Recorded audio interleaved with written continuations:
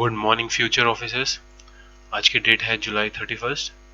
So let's begin our newspapers probable questions and PDFs कुछ time से upload नहीं की जा रही थी हमारे टेलीग्राम चैनल में, बट वो आज की वीडियो से ऑनवर्ड्स स्टार्ट की जाएंगी, तो आप पीडीएफ्स को इजीली आप डाउनलोड कर सकते हैं।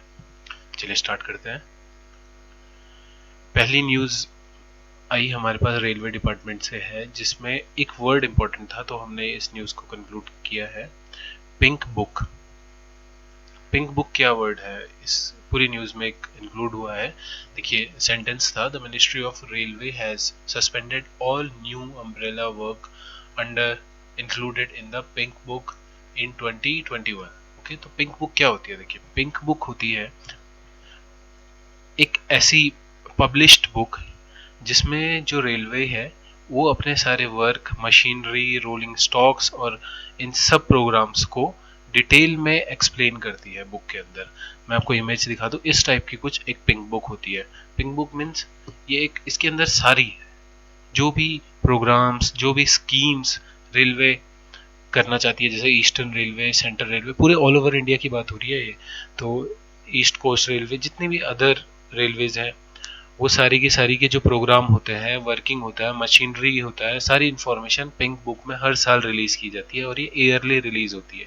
ये एग्जांपल 2018-2019 की पिंक बुक का है। पिंक बुक देख लेते हैं, इसमें क्या चीज़ें होता है। जैसे अगर फंड वगैरह अलॉट होते हैं किसी पर्टिकुलर जोनल रेलवे को, तो वो भी इस बुक के अंदर इंक्लूड होंगे।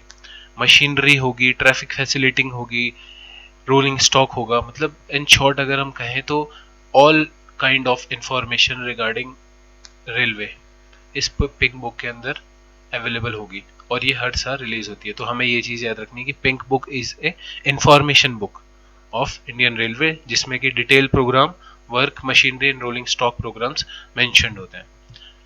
नेक्स्ट न्यूज़ की तरफ बढ़ते हैं। AP to collaborate with Amazon web. Amazon web क्या है पहले ये देख लेते हैं। AP Andhra Pradesh, Amazon web क्या है? अमेजन वेब एक सर्विस है, ये अमेजन की एक सब्सिडरी है, जिसका काम क्या होता है, ये एक ऐसा प्लेटफॉर्म प्रोवाइड करती है टू कंपनीज, इंडिविजुअल या फिर गवर्नमेंट को, जिसके बेस पे फिजिकल कंप्यूटर क्लस्टर्स और आदि सारी चीज़ें ऑर्गेनाइज की जाती हैं। इट मीन्स मतलब ये एक क्लाउड कंप्यूटिंग प्लेटफॉर्म प्रोवाइड करती है।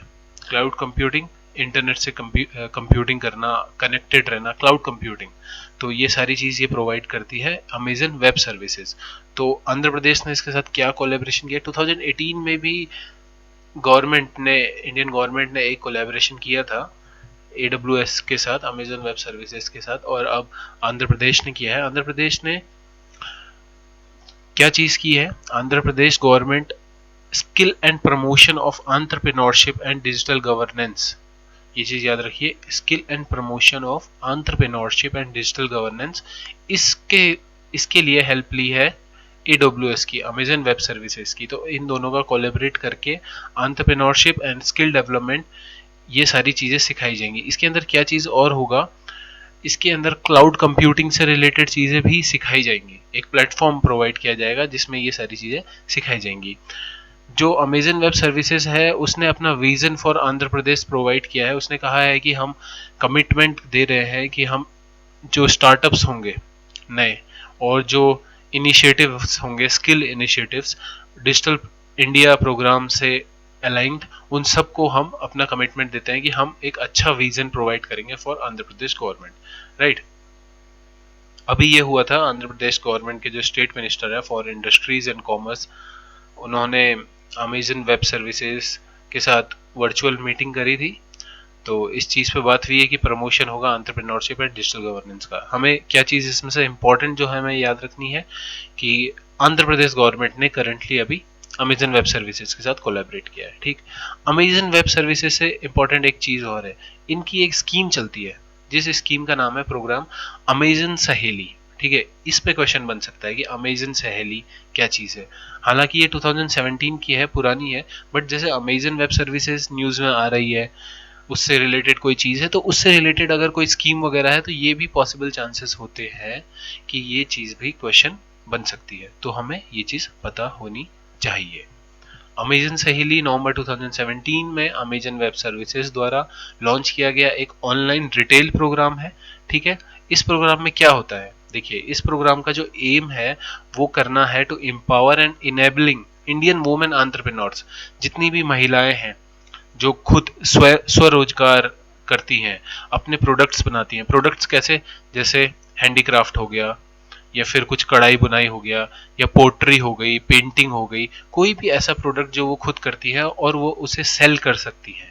तो उस चीज को बढ़ावा देने के लिए अमेजन वेब सर्विसेज ने ये एक प्रोग्राम लॉन्च किया था, अमेजन सहेली प्रोग्राम, जिससे प्रमोशन मिलेगा वुमेन को एंटरप्रेन्योरशिप में इन इंडिया। ठीक है, इस प्रोग्राम के बारे में आपको मैं थोड़ा सा बताता हूँ। इस प्रोग्राम के जो बेनिफिट्स होंगे वो ये होंगे कि जो सहेली की मेंबर होगी इस प्लेटफॉर्म की, उनको एक सेपरेट स्टोर फ्रंट दिया जाएगा टू सेल दियर आइटम्स। ठीक है, जैसे अमेजन में तो एक कॉमन स्टोर फ्रंट होता है जहाँ पे सबके प्रोडक्ट होते हैं, बट जो सहेली मेंबर्स होंगी उनको एक उनका पर्सनलाइज्ड स्टोर फ्रंट मिलेगा जहां पे वो आसानी से अपने आइटम्स को सेल कर सकती है। ठीक है, और क्या इसके फायदे हैं, देखिए लॉजिस्टिक और जो फैसिलिटीज होंगी वो सारी चीजें अमेजन ही प्रोवाइड करेगा, हेल्प करेगा पूरा अच्छे से। लॉजिस्टिक मीन्स ले जाने वाली सारी फैसिलिटीज। कंपनी क्या करेगी, पोर्टफोलियो बना के देगी और सिखाएगी, जो सहेली मेंबर्स हैं उनको सिखाएगी, free online and offline training देगी कि कैसे करके ऑनलाइन पोर्टफोलियो बनाया जाता है, कैसे करके ये सेलिंग की प्रोसेस की जाती है। तो काफी अच्छी चीजें हैं इस प्रोग्राम के अंदर। ठीक, नेक्स्ट न्यूज की तरफ बढ़ते हैं। Bhopal gas leak, widows await pension. इसमें से हमारे पास जो इंपॉर्टेंट न्यूज है सिर्फ वो भोपाल गैस लीक पे फोकस करते हैं, बाकी न्यूज स्किप कर दीजिए। देखिए इंडिया में ऐसा नहीं है कि भोपाल गैस लीक और विशाखापट्टनम में जो अभी रिसेंटली हुई मई 2020 में सिर्फ एक अकेली वही गैस लीक काफी मेजर है, और भी छोटी छोटी हैं जो कि सवाल पैदा करती है हमारी इंडस्ट्रीज जो है उनके क्या सिक्योरिटी मेजर्स हैं। छोटी छोटी हैं, स्किप हो जाती है, ज़्यादा न्यूज़ में नहीं होती है, बट गैस लीक होना, कहीं पे फायर लगना, ये सारे के सारे सिक्योरिटी मेजर हैं और ये एक काफ़ी बड़ा कंसर्न है अगर ये हर साल अपीयर हो रहा है तो हम कुछ ऐसे ही ट्रेजेडीज को डिस्कस करते हैं। देखिए भोपाल गैस लीक तो one of the world's worst industrial disaster है, ये कैटेगरी में जा चुका है, काफ़ी बड़ा था। दिसंबर 1994 में, ये चीज़ याद रखनी है। देखिए इंपॉर्टेंट चीज़ क्या है, इसमें से क्वेश्चन आएगा, काफ़ी बार आ जाता है बट अब तो ज़्यादातर को याद हो गया। अगर आपको याद नहीं है तो आप इसको बाय हार्ट रख लीजिए, Bhopal gas tragedy, methyl isocyanate. ठीक, विशाखापट्टनम में जो अभी हुई है, बहुत ज़्यादा चांसेस है कि ये क्वेश्चन आ सकता है, वाईजैक गैस लीक वाला, मई 2020 में हुआ है। क्या यहाँ पे लीक हुई थी, स्टायरीन मोनोमर। ठीक है, स्टाइलिन मोनोमर से भी रिलेटेड क्वेश्चन आ सकता है, ये हम अपने साइंस वाले वीडियो में कवर करेंगे एंड एमसीक्यू में पूछेंगे, क्योंकि ये अभी न्यूज में था, गैस लीक हुआ था, तो इससे रिलेटेड क्वेश्चन जरूर बन सकता है। तो ये भी एक इंपॉर्टेंट पॉइंट है, इसको भी हमें पढ़ना है। ठीक है, अब कुछ पुरानी बात कर लेते हैं, जैसे गेल, गैस अथॉरिटी ऑफ इंडिया, यहाँ पे पाइपलाइन ब्लास्ट हुआ था गेल, और कौन से स्टेट में हुआ था, आंध्र प्रदेश में। ठीक है, देखिए ये भी एक सिक्योरिटी मेजर है, ये भी इंडस्ट्रियल सिक्योरिटी पे एक सवाल उठाता है कि ऐसे कैसे इतनी बड़ी ऑर्गेनाइजेशन जो है वहां पे पाइपलाइन ब्लास्ट हो सकता है और काफी लोगों की मृत्यु हो जाती है। ये चीज बहुत सोचने लायक चीज है कि ऐसे कैसे हो सकता है। 2014 में भी हुआ था Bhilai steel gas plant leak. ठीक, ये क्वेश्चन बन सकता है क्योंकि गैस के बारे में पूछा गया है। कौन सी गैस वहां पे रिलीज हुई थी, मीथेन गैस रिलीज हुई थी, तो ये भी हमें याद रखना है। दिल्ली में भी 2017 में एक गैस लीक हुआ था जिसमें school childrens 216 something school childrens hospitalize हुए थे, बिकॉज ऐसा हुआ था कि एक कंटेनर जिसमें कि एक केमिकल था वो स्कूल के पास रख दिया गया था, वहां पे वो रखा हुआ था और वो उसमें से लीक होने लगा और उसमें से पॉइजनस फ्यूम्स बनने लगी जो कि सारे एरिया में फैल गई। तो जितने बच्चे स्कूल में उस समय करंटली थे और उसके एरिया में जो भी आए तो अप्रॉक्स 216 स्टूडेंट आए थे, वो सारे के सारे हॉस्पिटलाइज हुए, डेथ नहीं हुई किसी की, बट ये भी एक मेजर कंसर्न है। ऐसे कैसे कुछ चीज़ कहीं पे रोड पे रखी हो और लीक हो जाती है, और वो भी इतनी क्रिटिकल जो चीज़ें हैं।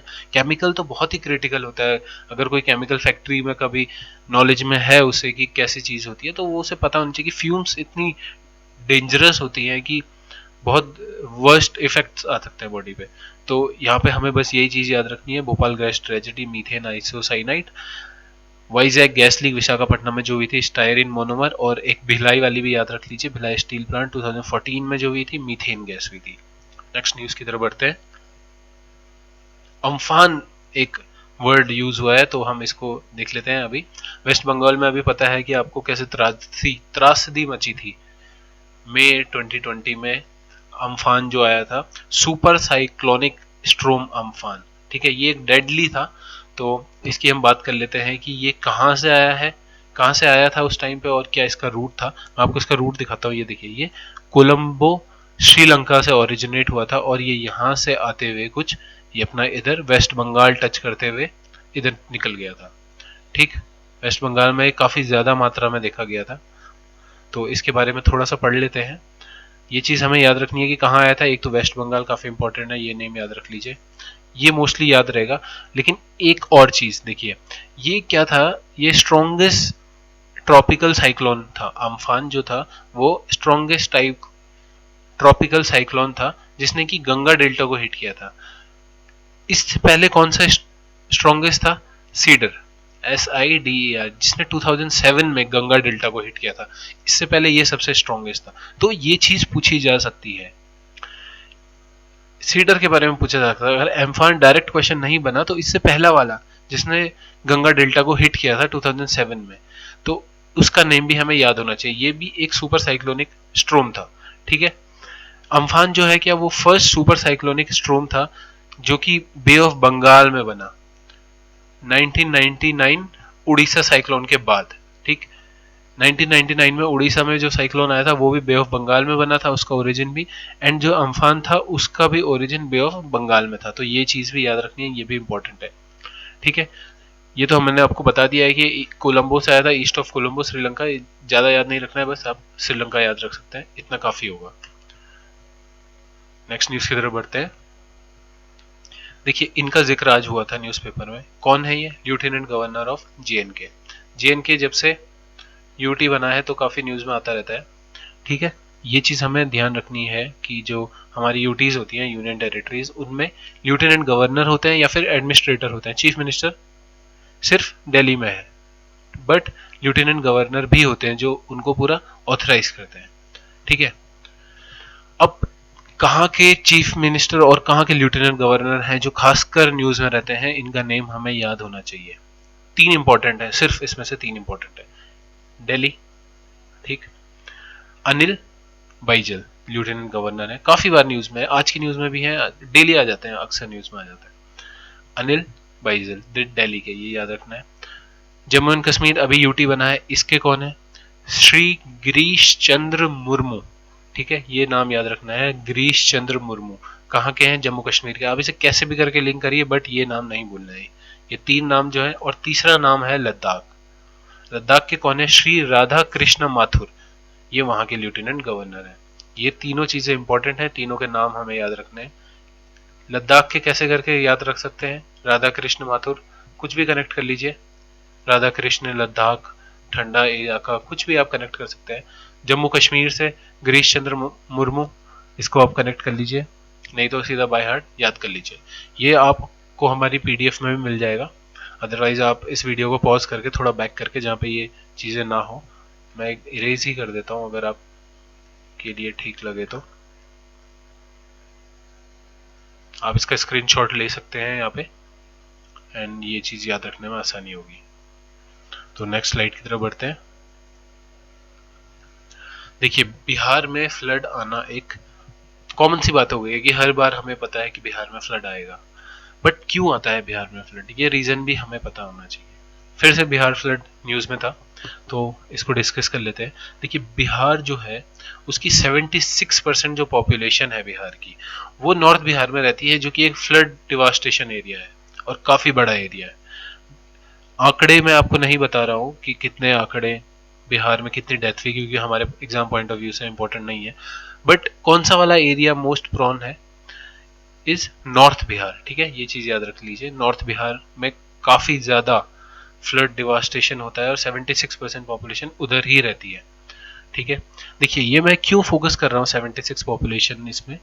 जब हम ऐसे लिखते हैं, अगर ऐसे आया फ्लड पे आया, रिवर्स पे आया, अगर हम फ्लड को कनेक्ट कर रहे हैं, बिहार को कनेक्ट कर रहे हैं कहीं से, तो ये एक इंपॉर्टेंट पॉइंट बन जाता है कि बिहार का जो नॉर्थ बिहार है उसमें 76% पॉपुलेशन रहती है और वही एक फ्लड डिवास्टेशन वाला एरिया है। तो इसलिए ये चीजें मोटा मोटा जो एक एक स्टैट्स होता है वो हमें पता होना चाहिए। ठीक है, नॉर्थ बिहार जो है वो 5 मेजर फ्लड कॉजिंग रिवर्स से घिरा हुआ है। Mahanadi, Mahananda river, Kosi river, Bagmati river, बुरमी, Gandak river and Gandak river. ठीक है, मैं आपको इसको मैप में दिखाता हूं। देखिए, Bagmati river, Kosi river, Mahananda river, बुरमी river, Gandak river, Kamla river, ये हो गई 5-6 रिवर।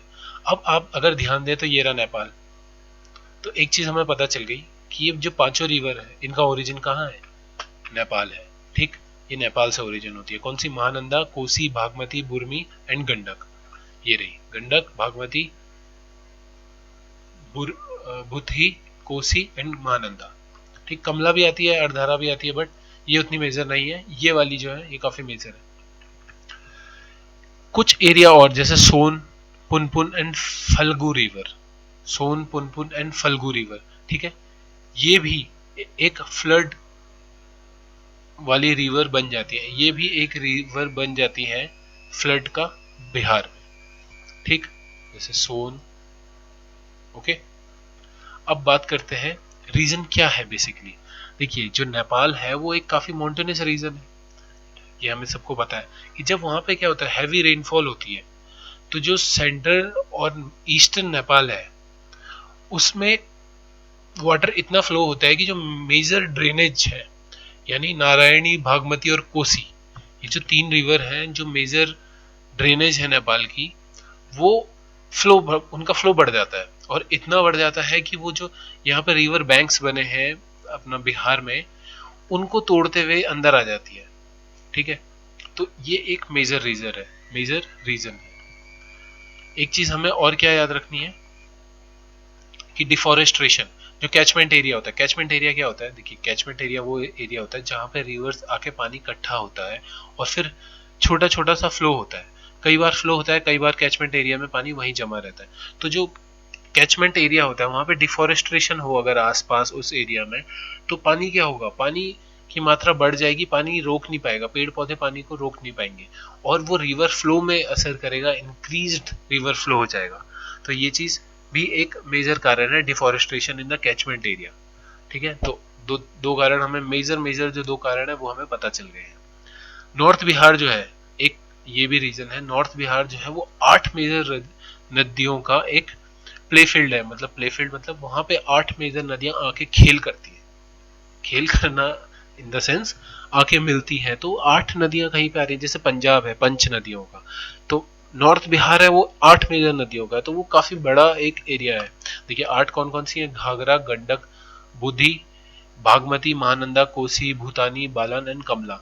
ये सारी रिवर जो इधर से आ रही है, देखिए कमला, बुद्धि, बालन, कोसी, अवधारा, महानंदा, ये सारी की सारी रिवर्स है। ये रहा नेपाल और यहाँ से ये इसमें आती है बिहार में। ठीक है, ये देखिए ये इंग्लिश में मैप है, अगर आपको हिंदी वाला समझ में नहीं आया तो आप इजीली देख सकते हैं। और ये सारी रिवर्स क्या है, ये गंगा की ट्रिब्यूटरीज है, ये भी हमें याद रखनी है। ये जा रही है हमारी माँ गंगा और ये इनकी ट्रिब्यूटरीज है, तो ये भी हमें याद रखना है। 2-3 चीजें हमें पता चली, भागमती, अदारा, कमला, कोसी, महानंदा, गंडक, बूढ़ी गंडक और ये घाघरा, ये सारी इधर से है गंगा की ट्रिब्यूटरीज। ठीक है, ये रहा इंग्लिश वाला मैप, आप चाहें तो इसका स्क्रीनशॉट ले सकते हैं। सेम मैप है, कोई डिफरेंस नहीं है, बस ये इंग्लिश में लिखा है एंड वो हिंदी में लिखा है। आज की एक न्यूज़ है, अशोक मुस्ताफी का देहांत हो गया है। अशोक मुस्ताफी किस खेल से रिलेटेड है? क्रिकेट से, ये हमें याद रखना है। क्यों ये इंपॉर्टेंट पर्सनैलिटी बनते हैं? बिकॉज ये फर्स्ट क्लास क्रिकेटर रह चुके हैं अपने टाइम पे, और फर्स्ट कोच भी रह चुके हैं ऑफ फॉर्मर इंडियन कैप्टन के। ये कोच के लिए ज़्यादा फेमस है। तो सौरव गांगुली जो कि बीसीसीआई के भी प्रेसिडेंट हैं, उनके भी ये कोच रह चुके हैं। तो इनका भी देहांत हो गया है। इनका बंगाल से इन्होंने काफ़ी मैच खेले हैं।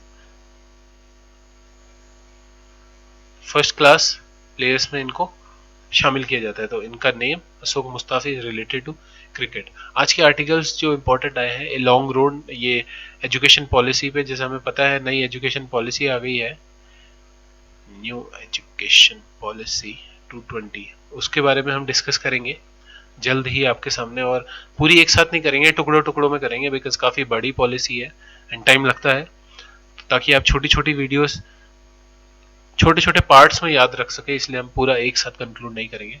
तो ये उससे रिलेटेड है, ये भी एजुकेशन पॉलिसी से रिलेटेड है, क्या रिफॉर्म्स आने चाहिए, और तीनों आर्टिकल एजुकेशन से ही रिलेटेड है। तो ये तीनों आर्टिकल आप हमारे टेलीग्राम चैनल में भी पढ़ सकते हैं, एंड चाहे तो आप इनको the Hindu and the Indian express में भी पढ़ सकते हैं। आपको पीडीएफ मिलना स्टार्ट हो जाएंगी आज से, और पीडीएफ आप डाउनलोड कर लीजिए, चाहे आप उन्हें प्रिंट निकाल के रख लीजिए। पीडीएफ काफ़ी हेल्पफुल हो जाती है, बिकॉज हम कुछ कुछ फैक्ट ऐसे डालते हैं और उनको एक साथ इकट्ठा एक ही जगह पे मिल जाते हैं, तो इजी पड़ जाता है उनको पढ़ना। तो आज के लिए बस इतना ही था। Thank you so much. जय हिंद।